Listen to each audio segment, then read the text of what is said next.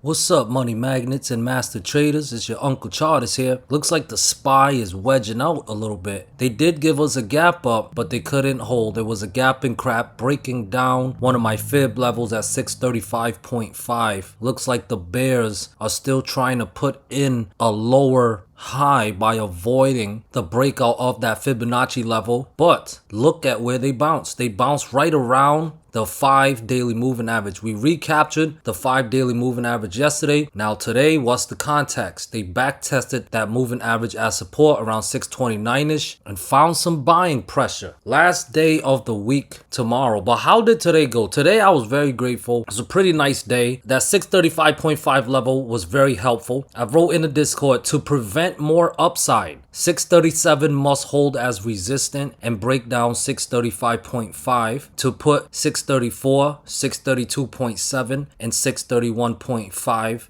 in play. If 637 clears, 638.5, 640 and new all-time highs in play. Be ready to react. Why do we look to react? Because we're following the price action. And you can see on the 15-minute chart that the market makers were defending that 637 level as resistant. There was selling pressure there. There was no breakout, but there was a break down. We closed below 635.5 on the 15-minute chart. That is the setup. That is the price action signal telling us to enter puts. And of course, I let the group know, chopped a little, but 635.5 eventually failed as support. 634 is the next support. It must fail to put 632.7 or lower in play. And look at the context. It broke down my 634 level on the 15-minute chart, never recaptured it on the 15-minute chart, went down and hit 632.7. And then it broke down 632.7 and I alerted in the group. 632.7 hit and also broke down. As long as below 631.5 is next in play. It hit 631.5, hit the target level to level style, but it did bounce, back testing resistant before breaking down 631.5 as a support.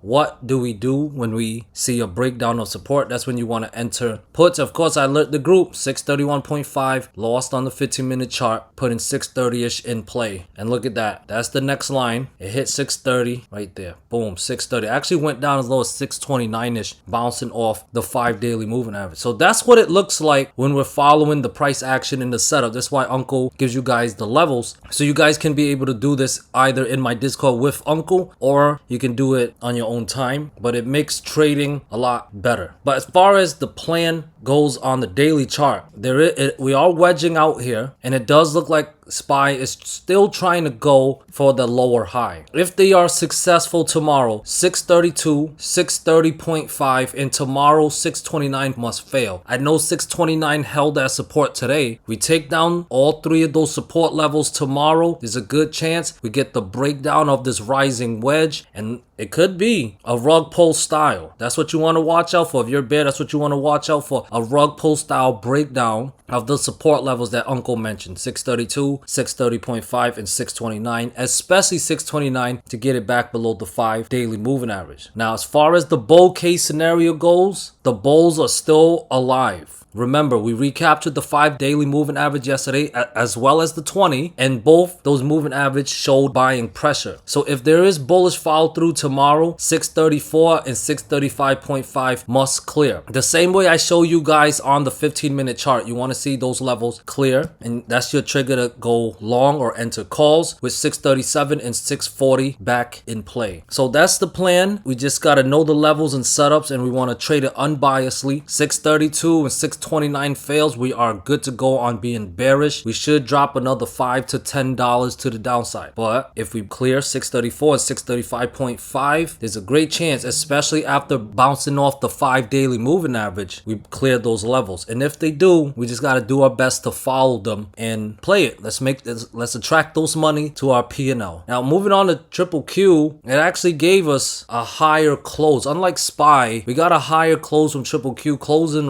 around the 569 fib level. So after recapturing the 5 daily moving average, it did show some bullish follow through. However, getting a bit tricky here. We see that big body green candle followed by a gap up and a doji. These are one of my favorite candlestick setups to trade because either we're going to get a big continuation to the upside or we're going to get a big reversal for an evening star pattern. If the bears are going to put in a lower high, this is the setup to do it, but we'll see, okay? Watch the range of the doji. If this is a bullish continuation, the high of the doji is around 573.3. If that level clears, we are going up 575 or higher, new all-time highs incoming. But if we gap down, because remember with evening star patterns, the third candle usually is a gap down. If we start gapping down and start breaking down support level 569, 567, and especially 565, we are going to be bearish on triple Q. Below 565, I would be bear buys on triple Q and favor a potential lower high in play. All right, I'm very excited for tomorrow. So yeah, the third candle is usually a big body candle. So I'm expecting a very nice move for tomorrow. Let's see. Tesla with the breakout. We got the breakout. 320.5 cleared. The downtrend line cleared. So it is a breakout. As long as above 320.5, we want to stay bullish. Right now, it's below it in the aftermarket, but anything can happen. A lot can happen from now until market open. So watch the 320.5 level. If we're below it, we have ourselves a false breakout setup, a potential one. And break it down, 319 and 317 would be your bearish follow through. I would definitely be bearish if we break down 317 and 315, and I'll favor another $10 to $20 move to the downside. But it will have to break down 320.5 and 317 to invalidate today's breakout. But as long as above those levels, the breakout stays intact and clearing more resistant level 323 and 325 would be your bullish follow through. It's a great chance we go test this down green trend line for the third time, which is around 334ish. I wouldn't be too surprised, but we need to stay above 320.5. Here is NVDA. Finally went back to retest some previous pivot highs, once again finding some selling pressure. We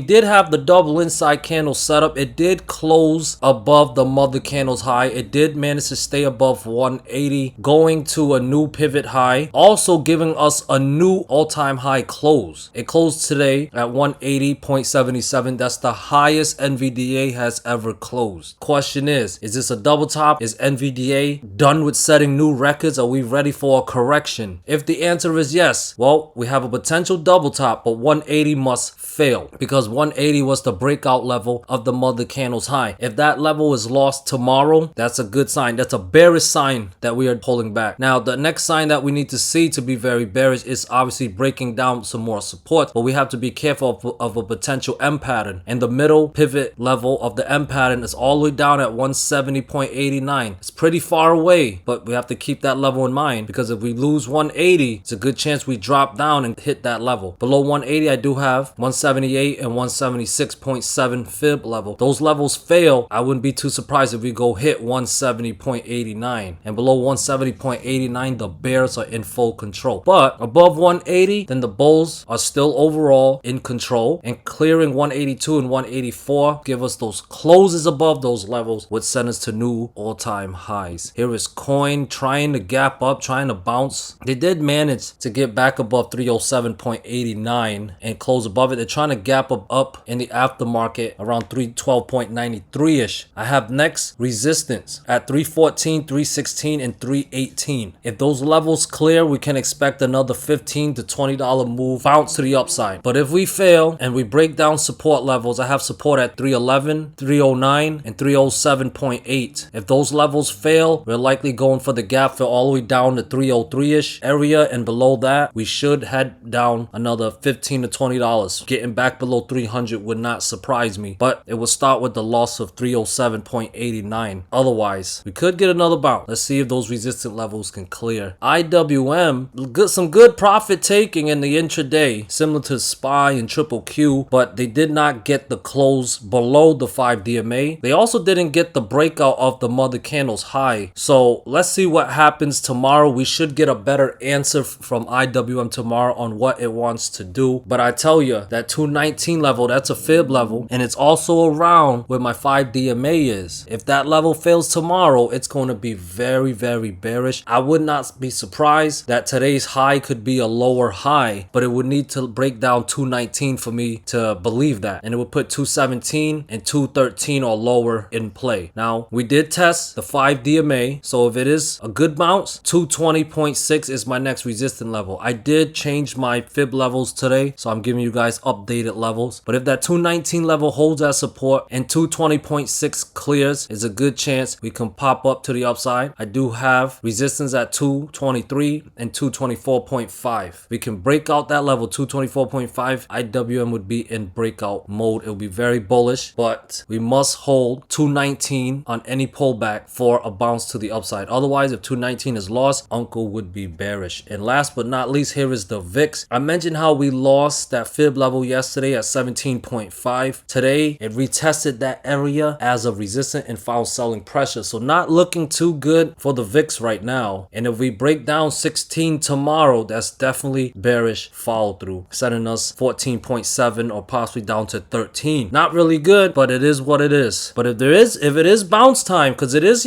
kind of wedging out here, look like a falling wedge. So watch out for an explosive move. And if it is going to be a bullish one, it needs to recapture 17.5 and 18.6 to get some bullishness going. We want to see VIX above 20 if you want volatility in the market. I thank you guys so much for being here. This means a lot, and I hope I was able to help you get better at trading, becoming money magnets. Matter of fact, what am I saying? You guys are money magnets. You already are. I love y'all. Peace.